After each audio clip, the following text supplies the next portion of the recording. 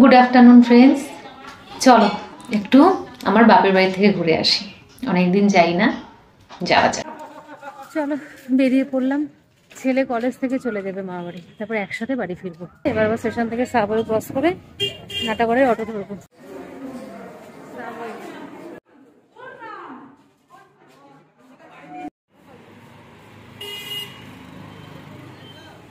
অনেকদিন পর যাচ্ছি, একটু মিষ্টির দোকান থেকে মিষ্টি নিলাম।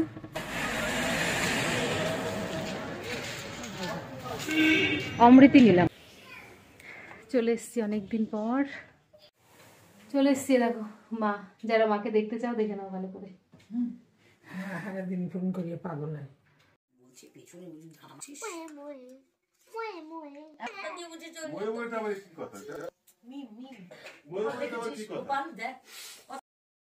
আমাদের গোল মিটিং বসে গেছে, তার মধ্যে আমিও আছি। বেরোতে বেরোতে অনেকটাই দেরি হয়ে গেছে, মোটামুটি 8:30 নাগাদ বেরোলাম। তারপরে অটো থেকে নেমে প্ল্যান করলাম যে আজকে একটুখানি একটা রেস্টুরেন্টে যাব নতুন, যেখানে যাওয়া হয়নি কোনো দিন। সেখানে কীরকম খাবার পাওয়া যায় দেখব। সোদপুরে এসে সেজন্য সেরকম একটা অটো ধরলাম যেটা ধানকলে যায়। এই অটোগুলোতে অনেকক্ষণ বসে আছি, কিন্তু কিছুতেই লোক হচ্ছে না। আমরা একেবারে তীর্থের কাকের মতো বসে বসে লোক দেখছি যে কারা এই দিকে আসে। আমরা সোদপুর স্টেশনে এসে এবার ধানকলে যাচ্ছি। আমরা খেয়ে দিয়ে তারপর বাড়ি যাবো, তাও বাউতে যাবো। খেলে আর বেরোনো তো হয় না। দীর্ঘ আধ ঘন্টা বসার পর এতক্ষণে লোক হলো। তবে যদি আমরা হাঁটা শুরু করতাম বা একবার হাঁটার ডিসিশন নিতাম, তাহলে এর অনেক আগে পৌঁছে যেতাম। 10 থেকে 15 মিনিটে তো পৌঁছে যেতাম, কারণ অটোতে মাত্র 5 মিনিট লাগে।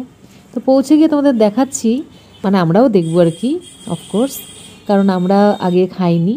আর কীরকম খাবার দাবার আছে ছেলের কাছে একটু শুনলাম, একটু নেটেও দেখে নিলাম। মানে ওখানে কোরিয়ান ফুড পাওয়া যায়, কোরিয়ান অ্যান্ড জাপানিজ।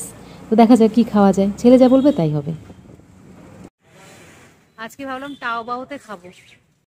টাওবাও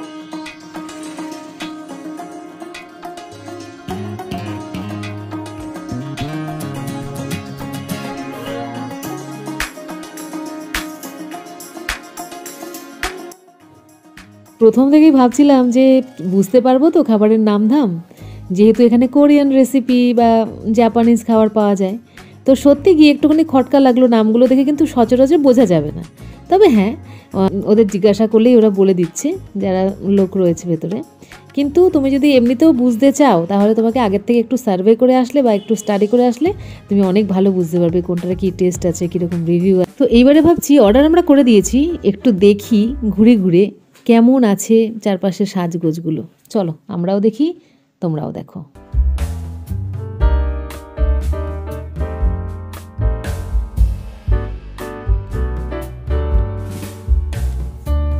তো যাই হোক, আমরা 10 মিনিটের মতো ওয়েট করলাম, তারপরে খাবার পেয়ে গেছি। প্রথমে যে খাবারটা টেস্ট করছি এটার নাম হচ্ছে, মানে এটা নর্মাল, এটা রেগুলার রামেন।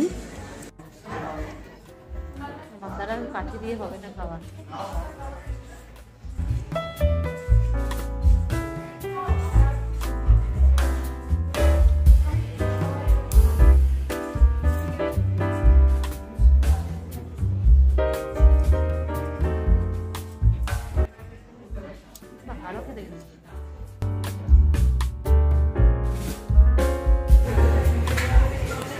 নেক্সট আইটেম চলে এসছে চিজ রেডবুল রামেন। এটা এবার ট্রাই করে দেখি কেমন লাগে। দেখতে তো বেশ ভালোই লাগছে। ওপরে দেখলাম একটা ডিমের পোঁচ দেওয়া, তারপরে এরকম স্যুপও রয়েছে, স্যুপগুলো দিয়ে খেতে ভালো লাগবে। তো আমরা দুজনে দুটো জায়গায় ভাগ করে নিয়ে নিলাম। আগেরবারও তাই করেছি, এবারও তাই। তো দেখি কেমন খেতে লাগে। এটা একটু বাটারি বাটারি ব্যাপার ছিল, বেশি আর কি, বাটারি বা চিজি চিজি ব্যাপারটা একটু বেশি ছিল।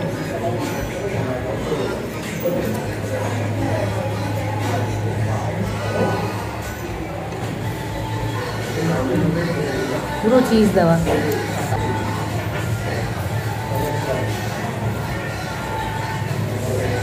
না বাটার।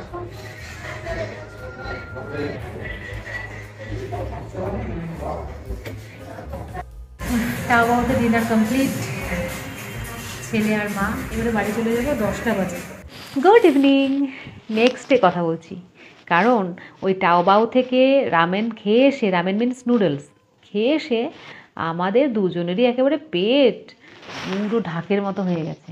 তারপর আবার পেটটা একটু একটু ব্যথা করছিল। না, ফুড কোয়ালিটি খারাপ বলে নয়, আমরা খাওয়া দাওয়ার পরে একদম দ্রুত বেগে হাঁটতে শুরু করেছি। বলেছিলাম না 10টা বেজে গেছে, এমনিতেও অন্ধকার ছিল রাস্তাটা, দুজনে মিলে ধাই ধাই করে হাঁটতে শুরু করে দিয়েছি বলে পেটটা একটুখানি কেরম করছিল। এমনিতেই বেশি খাওয়া হয়ে গেছে, কারণ 2 বোল নুডলস খেয়েছি দুজনে ভাগ করে, বিশাল পেট ভরে গেছিলো।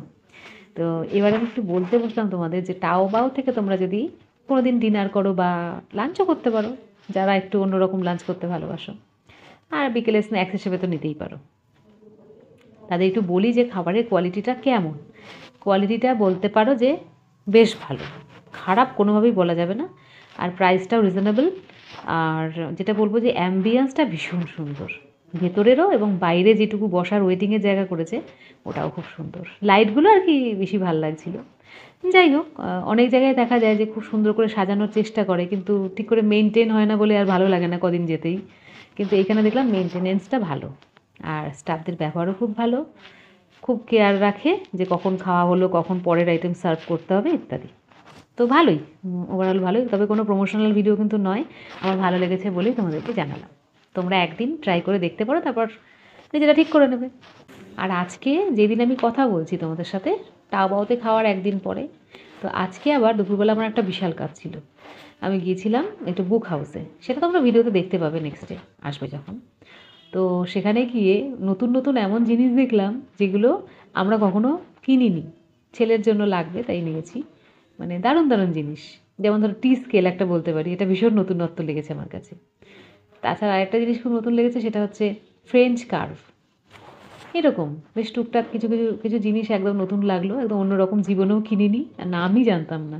অনেকটা সময় লেগেছে, 1 ঘন্টার ওপরে টাইম লেগে গেছে, এত খুঁটিখাটি জিনিস তো ওই জন্য। আর বইয়ের দোকানের যে আর কি স্টাফ ছিল, সে আবার ভীষণ বোঝে না আর কি ঠিক করে যে কোনটা কি, এই জন্য আরও বেশি দেরি হয়ে গেছে। আজকে কিন্তু মানে পরের দিনই যে আমি এন্ডিংটা করছি তা নয়, 2 দিন পরে বলতে পারো, কারণ কালকে ভিডিও দেওয়া হয়নি, এডিটিংটা করতে পারিনি বলে দেওয়া হয়নি কালকে। আজকে সেই জন্য না, সরি, কারণ কালকে ভিডিওটা দিয়েছিলাম সকালবেলা, ওই জন্য বিকেলে আর ভিডিও দেবো না বলে ওই একটু গড়িমসি করে এডিট করা হয়নি।